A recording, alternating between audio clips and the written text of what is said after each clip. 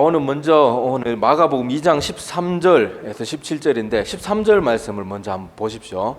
자, 제가 전에도 한번 말씀드렸지만은요, 예수님은 항상 사람들이 많이 모인 곳에서 항상 제일 먼저 한 일이 뭔가 하면은 말씀으로 가르치는 사역을 항상 하셨어요. 자, 여기 그래서 13절에도 오늘 보면, 자, 예수께서 다시 바닷가에 나가심에 큰 무리가 나왔거늘 예수께서 뭐 했다고요?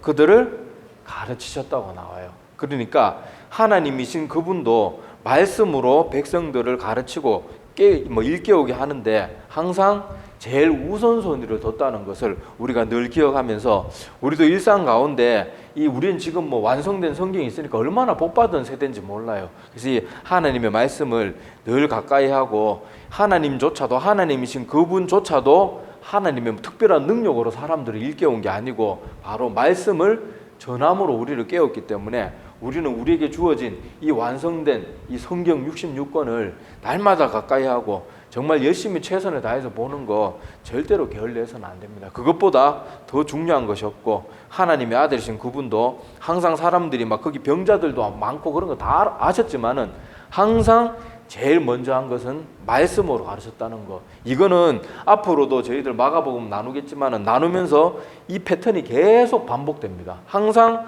예수님께서는 사람들이 많은 무리가 모이면 제일 먼저 기적 베푸시고 사람들 배고픈 거 채워주고 이런 거 아니에요.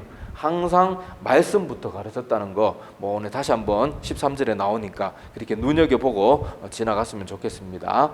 자, 그리고 이제 예수님께서 레위를 부르는 장면이 나오는데, 자, 14절에 보면, 자, 또 지나가시다가 알페오의 아들 레위가 세간에 앉아 있는 것을 보시고 그에게 이르시되 나를 따르라 하시니 일어나 따르니라, 이렇게 기록되어 있습니다. 여기 레위는 마태를 말하죠. 마태, 우리 마태복음을 기록한 그 마태인데, 이 마태, 이 사람의 원래 직업이 뭔가 하면 세리였습니다. 세리. 자, 세리였는데 이 세간에 앉아서 세리 일을 하고 있는 것을 보고 주님께서 나를 따르라 이렇게 명하시니까 군말 아니 좀 이따 따르겠습니다, 다음에 하겠습니다, 이런 말 하지도 않아요. 예수님이 일어나 나를 따르라 그렇게 부르시니까 하던 일 다 내려놓고 바로 따르는 것을 볼 수가 있습니다. 자, 여기서도 보면 그 예수님의 제자였던 베드로와 요한 그런 제자들도 그랬던 것처럼 주님의 제자들의 특징적인 모습이 뭔가 하면 주님이 부를 때 이거저거 핑계 대지 않아요. 사실 아무리 예수님이 카리스마가 넘치고 대단한 분이었다 그래도 자기의 모든 생업을 내려놓고 하루아침에 따라가는 거 쉬운 게 아니거든요. 만약에 우리가 예수님이 지금 이 땅에 오셔가지고 나 직장생활 열심히 잘하고 가족들도 있고 내가 살던 집도 있고 내가 모아놓은 재산도 있는데 어느 날 갑자기 그냥 나를 따르라 그렇게 하면 이게 선뜻 따르는 게 말이 우리가 그냥 베드로나 이런 사람들 이렇게 글로 봐서 그렇지, 실제로 이게 내 삶에 하나님이 이렇게 부르신다면 즉각 순종하고 할 수 있는 사람이 과연 몇 명이나 될까요? 그런 것들도 한번 생각해 봐야 됩니다. 그런데 주님의 제자들의 특징적인 모습들 중에 하나가 바로 주님이 부를 때 두 말 않고 따르는 것을 볼 수가 있어요. 이것을 보면서 우리도 믿음의 사람들의 특징적인 모습이 뭔가 하면 주님의 부르심이 있을 때 즉각 순종하는 거예요. 이것저것 토달고 변명하고 이래서는 안 됩니다. 저도 이런 면에 있어서는 되게 부족해져도 사역하기 싫어가지고 그렇게 몇 년을 그렇게 안 하려고 했었던 기억이 있는데, 자, 그거는 우리가 정말 하나님 보실 때 정말 믿음이 형편없는 모습이에요. 그런데 주님의 제자들은 주님께서 부르시니까 성경 기록에 보면 요한이나 이런 사람들은 자기 배도 버려두고 아버지도 버려두고 같이 일하던 일꾼들도 버려두고 그렇게 자기가 열심히 돈 모아서 배고 뭐고 거물이고 다 샀을 텐데 그런 거 하나도 아낌없이 다 버리고 따르는 거예요.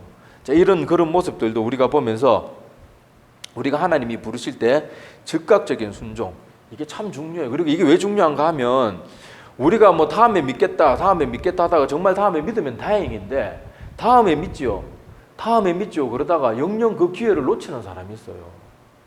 지금도 사고로 생명을 잃는 수많은 사람들, 지금 아무리 과학이 발달하고 세상이 발달했다 그래도 병으로 죽고 교통사고로 죽고 또 요새 코로나 같은 거 보세요.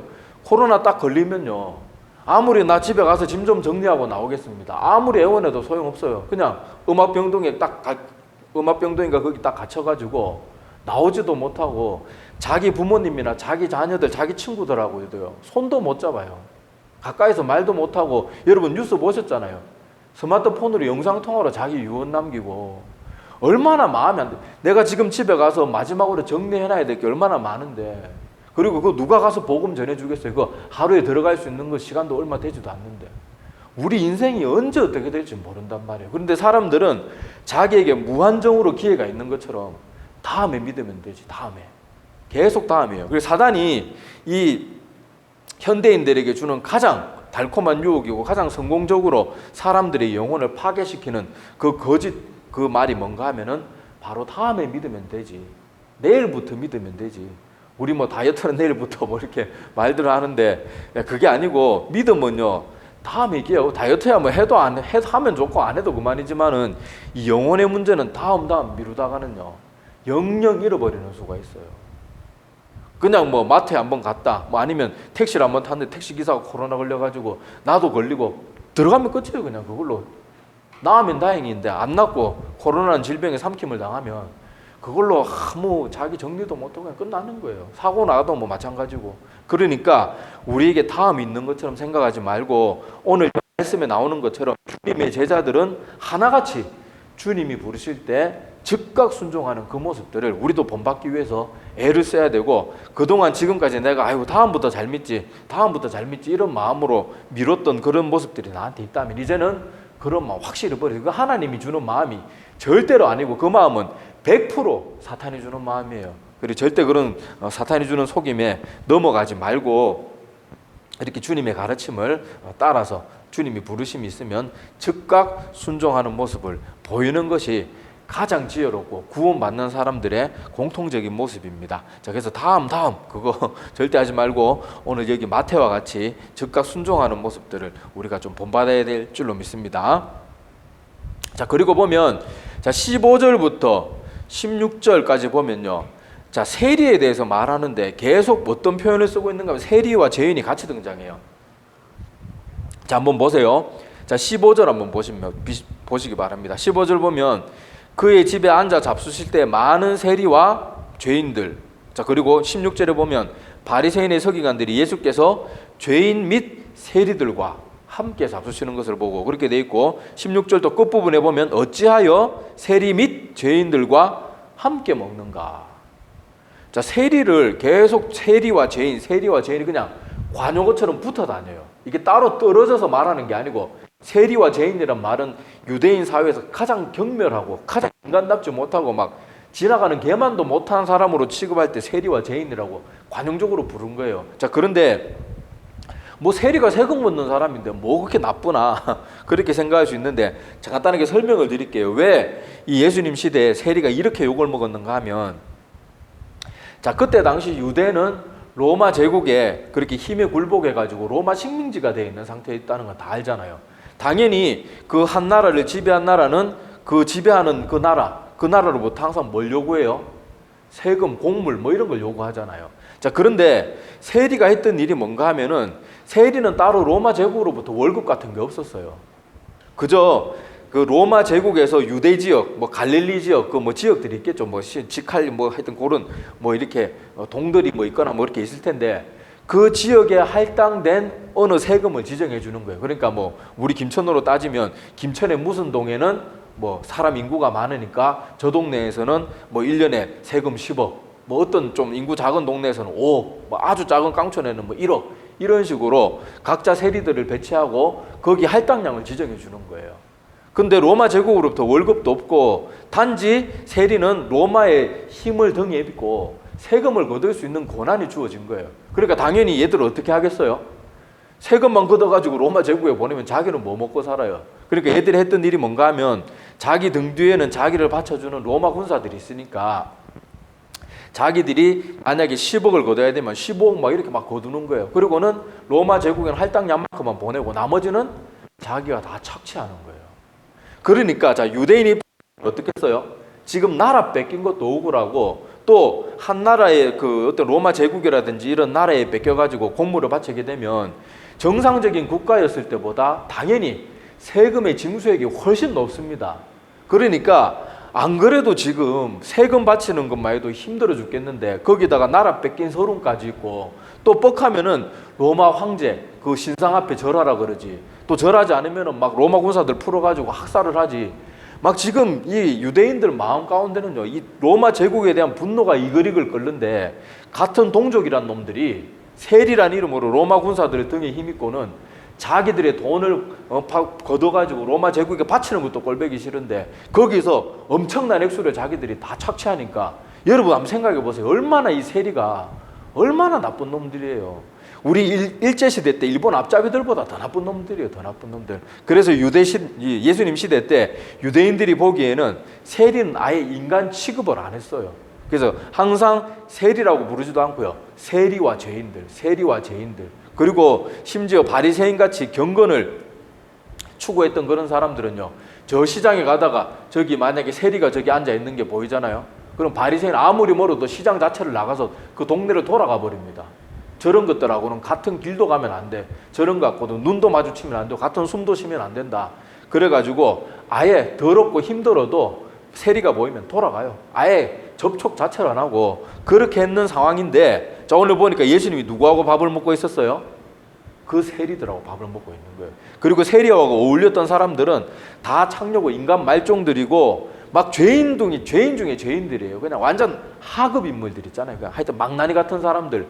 그런 사람들 아니고는 세리와 같이 어울릴 그런 저것도 안 되고 그런 같은 죄인들이니까 서로 보듬어주면서 같이 어울리는 거예요. 그래서 세리와 죄인들 그러는데, 자, 분명히 바리새인들, 오늘 여기 서기관들 이런 사람들이 볼 때 예수님이 자기 입으로는 계속 하나님에 대해서 말하고 뭐 하나님께서 뭐 보냈다고 그러고 막 능력도 행하고 그러는데 가만히 하는 짓을 보니까 죄인 중에 정말 나쁜 악질적인 그런 죄인들하고 날마다 어울리는 거예요. 장녀들하고 어울리고 세리들하고 어울리고 또 세리와 어울렸던 그 막 인간 말종 같은 건달 같은 이런 사람들하고 계속 어울리는 걸 보니까 이해가 안 되는 거예요. 아니, 저 예수란 새파란 청년이 우리한테는 독사의 자식들아, 저 나이도 어린 놈이 함부로 그렇게 말해놓고는 지는 저렇게 인간 말종들하고 어울리는 걸 도저히 이해가 안 되는 거예요. 그래서 여기 보면, 자, 16절에 보면 바리새인의 서기관들이 예수께서 죄인 및 세리들과 함께 잡수시는 것을 보고 그의 제자들에게 이르되 어째서 이게 어떻게 된 일이냐, 막 이해가 안 돼서 묻는 거예요. 어째 세리 및 죄인들과 함께 먹는가? 이게 이해가 안 돼서 제자들한테 묻는 거예요. 자, 이거를 조금 더 우리 현대판으로 그렇게 해보자 그러면, 자, 뭐 이렇게 뭐 항상 하나님 말씀 전하고 가르치는 어떤 목사가 있다. 목사나 뭐 예수님은 전도사에 더 가깝겠죠. 젊으니까. 자, 전도사가 있다고 칩시다. 그런데 막 기존교회, 대형교회 목사들은 맨날 비판하고 막 저것들은 독사의 자식들이다 그러고 막 말도 함부로 해요. 그래 놓고는 그 전도사라는 사람이 허구한 날 같이 점심 식사하고 뭐 주로 신방 가는 사람들이 창녀집 가고 또 뭐 조폭이나 뭐 이렇게 뭐 사기꾼들 뭐 이런 죄수들, 흉악범들, 유괴범들 뭐 이런 사람들하고 자꾸 어울린다. 그런 걸 보면 우리 생각은 어떨 것 같아요? 그 사람이 신실한 주의 종처럼 보이겠습니까? 야, 쟤는 말하는 거하고 행동하고 뭔가 좀 틀린 것 같다. 지가 그렇게 똑바른 사람이면 훌륭한 목회자들 찾아다니고 대형교회 목사님들 찾아다니는 게 맞지 않나? 그렇게 생각 안 하겠어요. 그런데 오늘 주님께서는 그렇게 하지 않고 그때 당시 모든 사람들이 손가락질하고 인간 취급도 하지 않았던 그 세리와 죄인들과 함께 그냥 얘기만 나누는 정도도 아니고 식사 교제까지 나누는 걸 보니까 바리새인들, 서기관들이 보기엔 기가 막힌 거예요. 그래서 오늘 제자들에게 이렇게 묻는 거예요. 자, 그런데 주님께서 이때 뭐라고 말합니까? 자, 17절에 보면 이 말씀이 제가 처음 성경 읽었을 때 굉장히 이 말이 저에게 힘이 되었던 말씀이에요. 자, 17절 보면 예수께서 들으시고 그들에게 이르시되 건강한 자에게는 의사가 쓸데없고 병든 자에게라야 쓸데있느니라. 나는 의인을 부르러 온 것이 아니요 죄인을 부르러 왔노라 하시니라. 이렇게 말하고 계세요. 자, 우리가 성경에 보면요, 우리 구약부터 신약까지 쭉 읽어 나가면 구약 성경의 수많은 하나님의 가르침들에 나 자신을 대입해 보면 나는 죽일 놈이에요. 도저히 천국 갈 수 있는 소망이 없는 인간이에요. 그래가지고 성경 읽을 때 참 무섭고 두려웠는데 여기 마가복음에 와서 주님께서 하신 이 말씀들을 보니까 이제서 마음에 조금 안심이 되는 거예요. 아, 내가 죄인인 거, 내가 이렇게 흉악무도하고 극악무도한 죄인인데 예수님이 이 땅에 오신 목적이 바로 나 같은 죄인을 위해서 오셨구나. 그걸 이 말씀에서 알 수 있는 거예요. 자, 아까 분명히 바리새인이나 서기관들은 평소 예배도 잘 드리고 행실도 바르고 성경에 대해서도 많이 알고 크게 흠잡을 것이 없이 살았던 사람들이에요. 그러니까 이 세리와 죄인들을 보니까 너무 그 사람들의 삶이 형편없는 거예요. 자, 그런데 그런 사람들을 보면서 예수라는 사람, 자기 입으로 뭐 선지자 노릇하고 뭐 대단한 척하는 저 사람이 세리와 죄인들하고 어울리는 거, 이게 말이나 되냐? 대놓고는 못 물어보고 예수님의 제자들한테 물어보니까 그걸 예수님이 들은 거죠. 그때 하는 말이, 여러분, 우리가 건강할 때 의사가 무슨 소용이 있어요? 건강한 사람에게는 의사가 별로 중요하지 않아요. 그런데 내가 지금 죽을 병이 걸렸다, 아니면 막 지금 급성 맹장염이 와가지고 지금 당장 수술하지 않으면 막 고통 가운데서 죽어야 된다, 이러면 의사보다 더 구세주가 없는 거예요.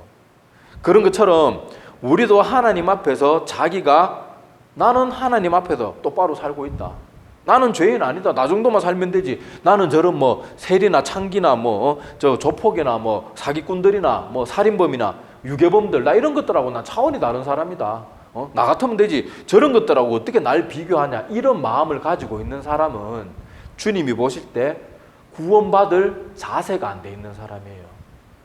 그런데 자기의 작은 허물 하나까지도 그 자기의 죄악이나 못난 모습, 하나님 뜻대로 살지 못하는 모습 때문에 아이고 하나님, 제가 너무 큰 죄인입니다, 그렇게 인정하고 하나님 앞에 용서를 구할 줄 아는 사람은 주님이 보실 때 내가 널 위해서 십자가에 죽어주기 위해서 왔다, 그렇게 말씀하시는 거예요.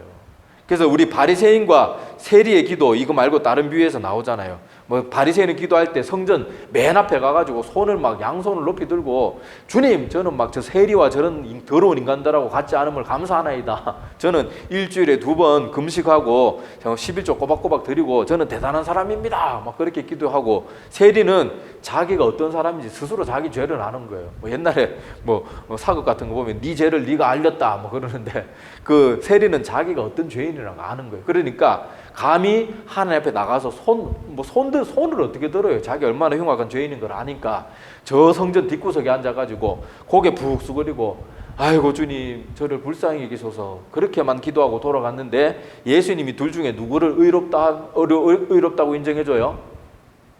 일주일에 2번 금식하고 11조 철저하게 하고 구제사역 열심히 감당하고 주일 예배 꼬박꼬박 드리는 그런 바리새인을 의롭다고 한 게 아니고, 주여 나를 불쌍히 여겨 주시옵소서, 저는 죄인입니다, 그렇게 고개도 들지 못하고 그렇게 부족한 모습으로 갔던 그 세리를 주님께서는 의롭다고 그렇게 인정해 주는 거예요. 자, 오늘도 이 말씀을 보면서 우리가 이것을 꼭 기억해야 됩니다. 어떤 사람들은 하나님 믿고 이제 조금 생활이 조금 바르게 변화되고 그러면요, 꼭 저 뭐 개구리 올챙이적 모른다고 꼭 약한 사람들을 함부로 비방하는 사람들이 있어요. 그게 오늘 바리새인과 서기관들과 똑같은 모습이에요. 제가 전에도 이 얘기 한번 했는 것 같은데, 자, 자기도 예수님 믿기 전에 엉망진창으로 살아놓고는, 자, 어떤 교회, 제가 다른 교회에 있을 때 어떤 새신자가 사람들이 겨우겨우 열심히 전도해가지고 막 고집 센 사람이라 가지고 막 사람들이 하여튼 오래 공을 들여가지고 교회에 나오게 했어요. 그래서 몇 주간 잘 나오고 반응도 좋았어요. 아, 교회 좋은 것 같다 그러면서 막 그렇게 하는데, 그 교회에 오래 나온 것도 다른 성도 중에 한 명이 자기도 옛날에 같이 그 사람하고 어울려놓고는 그 사람이 자기 후배랍시고 처음부터 막 반말 직직하면서, 야 이놈아, 너는 교회 나왔는데 아직도 술 담배 못 건다, 이놈의 자식, 막 하면서 막 훈계를 하는 거예요. 그러니까 그 사람이 얼마나 기분 나쁘겠어요. 아니 지가 뭐 고향 선배고 뭐 그러면 선배지, 뭐 지가 뭐 나 언제 그렇게 안면 있다고 뭐 지나가면서 오가면서 얼굴 몇 번 봤다고 말이야, 반말이나 직직하고 술 담배 지나 끊지 뭘 날 보고 뭐 끊냐고, 그 삐져가지고 안 나오는 게, 그분이 다시는 교회 안 나오는 거예요. 이런 것들을 보면요, 사람들이 조금 교회 나와서 자기가 신앙의 연륜이 깊어지면 약한 사람들을 이해하기는 그냥 맨날 정죄예요. 아, 쟤는 왜 저 모양이야? 쟤는 교회 나온 지 얼마 됐는데 아직도 왜 저래? 근데 그 사람이 변화되고 있는 모습은 주목하지 않아요. 여러분, 교회 나오라고 그렇게 애를 써도 안 나왔던 사람이 아직은 술, 담배 못 끊었어도 교회 나와서 아우, 교회 좋은 곳인 것 같아요, 그러면서 예배 꼬박꼬박 참석하고 안 졸고 가는 것만 해도 어디예요? 큰 변화가 시작되고 있는데, 씨는 옛날에 그 사람보다 더 엉망진창으로 살아놓고는 그 사람이 지금 나온 지 얼마 되지도 않아서 아직 옛 습관은 못 고치는 거 그런 거 몇 가지 가지고는 막 훈계를 하고 자존심 상하는 소리 하고 막 가르치려고 하고 그러면 누가 좋아하겠어요, 누가.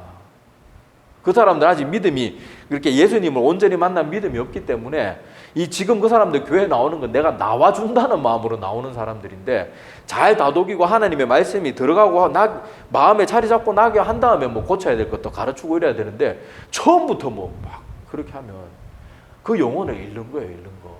그래서 우리도 다른 사람을 볼 때 항상 주님께서 이 땅에 오신 것은 세리와 죄인들이 어떤 부류라는 거 제가 분명히 말씀드렸잖아요. 이 시대에 우리나라로 말하면 일본 앞잡이들보다 더 악하고 더 얍삽한 사람들인데 그런 사람들조차도 주님께서는 외면하지 않으셨어요.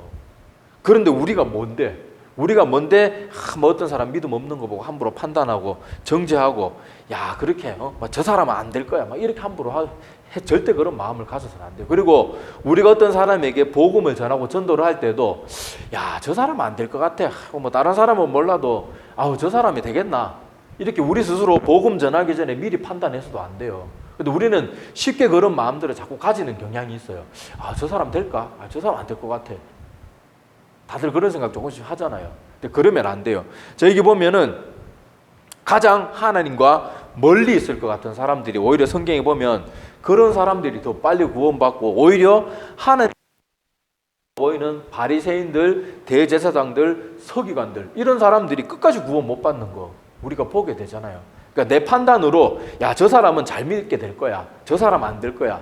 이런 것들 함부로 우리가 마음에 미리 짐작하고 그렇게 판단해서는 안 됩니다. 우리가 동일하게 어떤 사람이든지 기회가 주어지면 그렇게 복음 전하고 똑같이 대해줘야 돼요. 그리고 의외로 보면은요, 절대 안 믿을 것 같은 사람들이 잘 믿는 경우가 많고, 저 사람은 말도 잘 듣고 착한 것 같은데 끝까지 잘 안 믿는 사람들이 이상하게 믿음에 관해서만큼은 굉장히 고집스러운 사람들이 있어요. 그러니까 우리는 그런 거 미리 생각하지 말고 그렇게 하나님께서는 모든 죄인을 위해서 이 땅에 오셨다는 거 기억하면서 모든 사람에게 기회가 띄워지는 대로 복음 전하는 우리가 되어야 됩니다. 그리고 이것을 나 자신에게도 잘 적용해야 돼요. 어떤 사람들은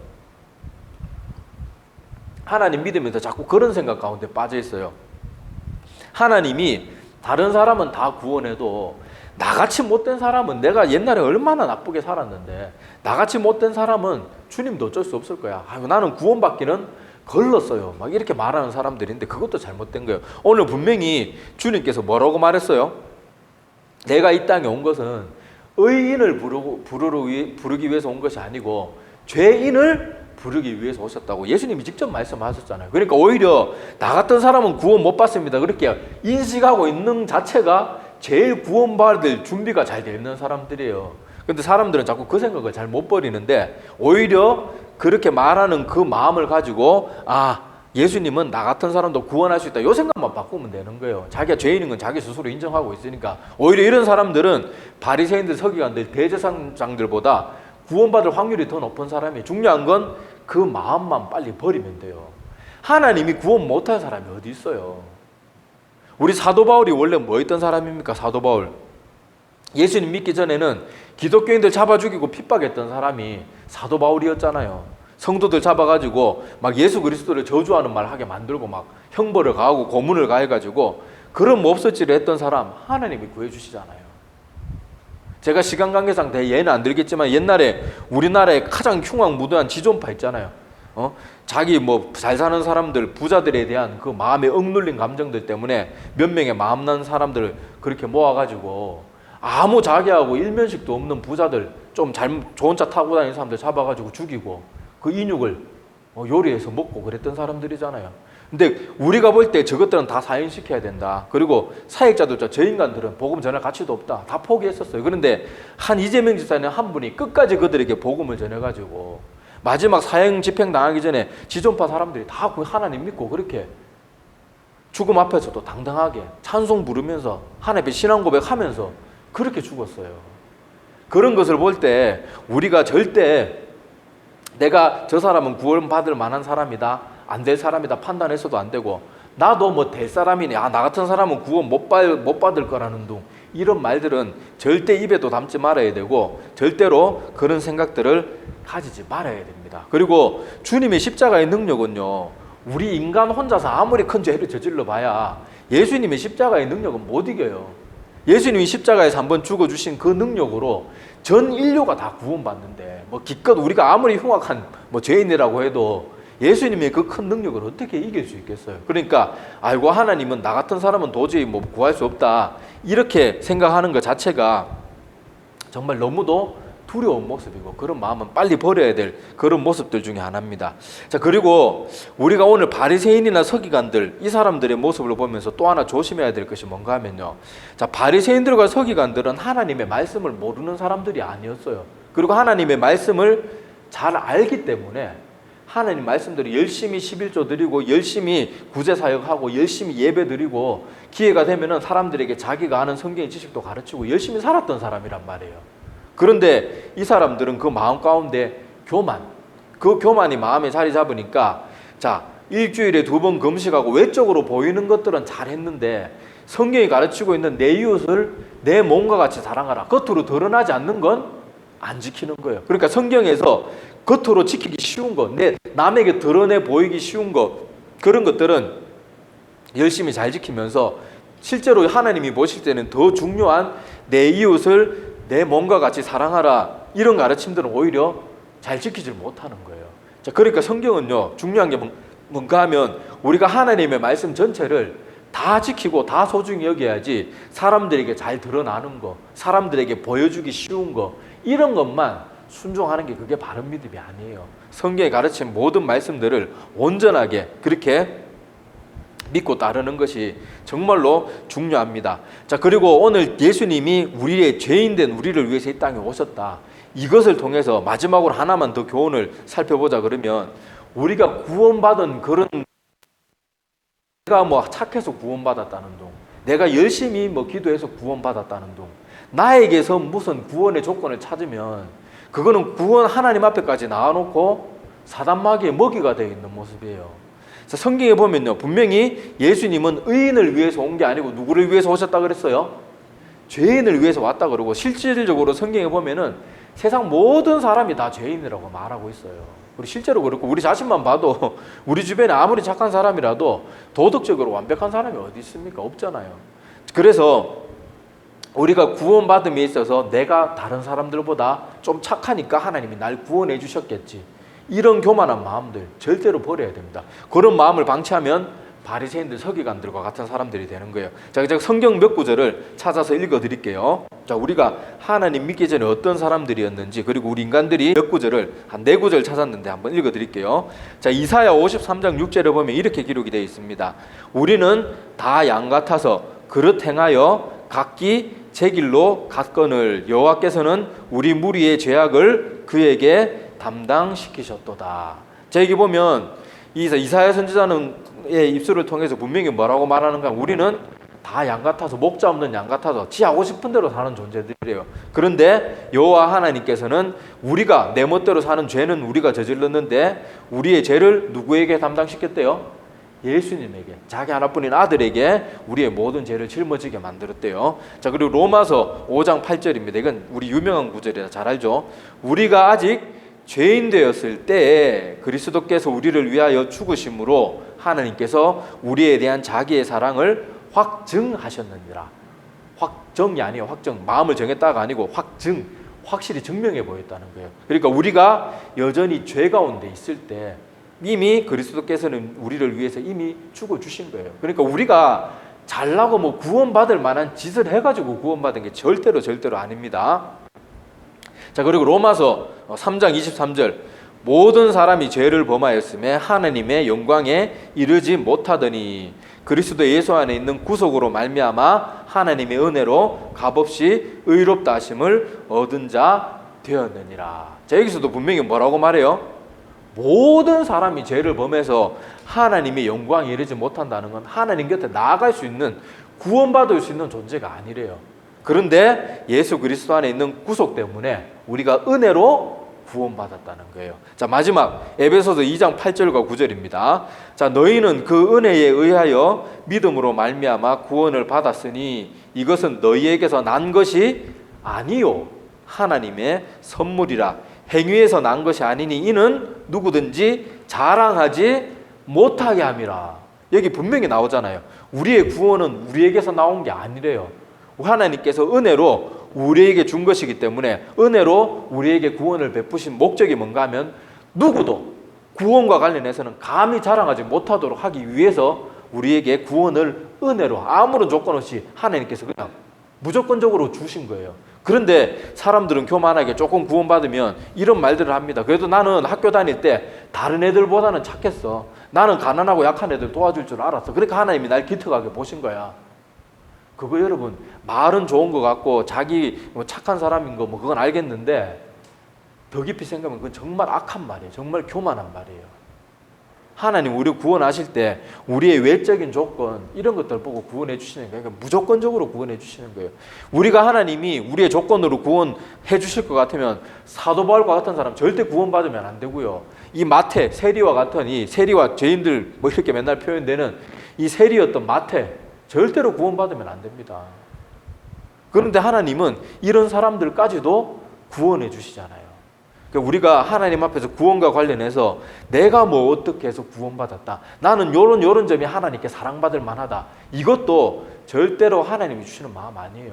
사탄이 우리의 마음을 하나하나 작은 것에서부터, 그럴듯한 것에서부터 나를 무너뜨리기 위해서 그런 생각을 계속 심어주고, 또 내가 그런 생각 속에 계속 빠져 있으면 내가 착해서 구원받았구나, 그리고는 하나님의 구원을 도둑질하고 하나님의 은혜를 도적질하고 하나님의 영광을 도적질하는 도둑놈이 되고 마는 거예요. 그리고 멸망에 이르게 되는 거예요. 우리가 이런 것들을 작게 생각하지 말아야 됩니다. 자, 그래서 오늘 말씀의 주제는 간단합니다. 주님께서 이 땅에 오신 목적은 의인을 위해서 온 게 아니고 죄인을 위해서 오셨기 때문에, 구원받는 사람은 자기의 죄를 깨닫고 인정하고 회개할 줄 아는 사람이라면 아무리 흉악하고 아무리 더럽고 아무리 추한 죄인이라도 구원받기에 충분해요. 우리에게 무슨 자격 때문에 구원받는 게 아니기 때문에. 자, 그렇다고 이거를 구원받고 나서도 막 살아도 된다 이런 말 아닙니다. 구원받은 사람은, 예수님이 늘 뭘 강조해요? 구원받은 사람은, 하나님의 자녀들은 하나님의 자녀다운 열매를 맺어야 구원받는다고 예수님 또 계속 가르치잖아요. 그러니까 이거는 구원받기 전의 모습이지, 구원받고 나서도 우리의 행위가 아무 상관 없으니까 우리 마음대로 살아도 된다, 이거는 이미 그 마음이 하나님께 기울어진 사람의 마음이 아니고 사단에게 기울인, 그렇게 마음이 빼앗긴 사람이에요. 하나님이 내 죄 때문에 십자가에 죽어 주셨다는 걸 믿는 사람이 어떻게 함부로 죄를 지으며 살 수가 있겠어요? 예수님이 내 죄 때문에 그렇게 흉악한 십자가에서 돌아가셨는데. 그러니까 우리는 지금 많은 사람들이 사탄의 잘못된 꼬임에 너무 빠져 있어요. 조금만 생각해 보면 이거 잘못됐다는 거 알 수 있는데, 잘못됐다는 걸 깨달으려고 하지도 않고 그저 귀에 듣기 좋은 말, 자기의 죄를 그냥 계속 그만두고 그냥 방치해두고 계속 죄를 지어도 안심되는 말, 그런 말들만 계속 마음속에 쌓아두면서 실제로 하나님 믿는 거 아닌데 난 그래도 교회 나오니까 하나님 믿는 거예요. 저 세례 받았으니까 구원받은 거예요. 이런 식으로 자꾸 자기에게 거짓된 확신을 그렇게 주게 만드는데, 그거는 그런 식으로 또 이해해서는 안 됩니다. 하여튼 오늘 중요한 것은 예수님이 이 땅에 죄인을 위해서 오셨고, 아무리 흉악한 죄인도 하나님의 구원에서부터 절대로 자기의 죄가 아무리 커도 하나님의 구원을 막을 수 없다는 거 꼭 기억하셨으면 좋겠습니다. 그리고 우리가 하나님 앞에 구원받는 유일한 길은 내가 죄인 된 것을 고백하고 회개하고 주님께로 돌아가기만 하면 돼요. 다른 거 아무것도 없어요. 돌아가면 하나님이 구원받은 자녀다운 모습들로 변화시켜 줄 거고, 삶의 열매들도 맺어질 거예요. 사람들은 구원도 안 받아놓고 자기 멋대로 여전히 살면서 구원받았다고 착각하는 경향이 있는데, 구원 정말로 예수님을 믿는 사람은 하나님의 뜻대로 살기 위한 몸부림이 나타납니다. 완전하다는 걸 말하는 건 아닌데 분명한 방향성은 있어요. 하나님 나가는 그런 모습들 꼭 기억하셨으면 좋겠습니다. 네, 기도드릴게요.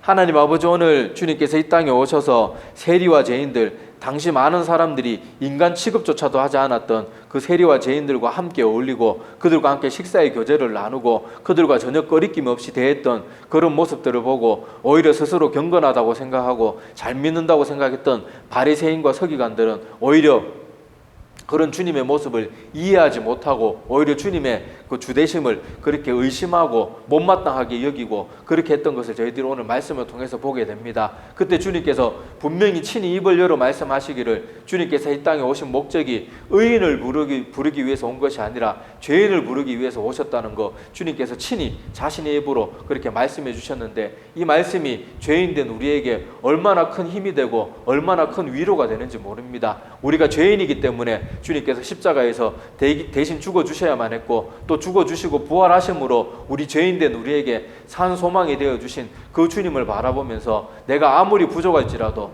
내가 아무리 큰 죄인일지라도 하나님 앞에 나아가는 길에 주저하지 않게 도와주시고, 또 우리 주변에 많은 사람들을 대할 때도 야, 저 사람은 도저히 안 될 것 같아 함부로 판단할 것이 아니라 우리가 기회 주어지는 모든 사람들에게 동일한 복음을 전해서 그들에게도 구원받을 수 있는 기회를 그렇게 널리 공급하고 축복의 통로의 역할을 잘 감당하는 우리 모두가 되게 도와주시어서 먼저 믿는 우리로 말미암아 또 다른 많은 사람들이 구원받는 일들이 이 한국 땅에 또 전 세계에 점점 많아질 수 있도록 크신 은혜 베풀어 주시옵소서. 오늘도 수요예배 와서 하나님께 귀한 예배 드리고 돌아가는 그 모든 발걸음을 주님께서 복 내려주시고, 또 그들이 도착하는 모든 가정들 위에도 주님께서 큰 은혜를 베풀어 주시옵소서. 감사를 드리며 예수님의 이름으로 기도드립니다. 아멘.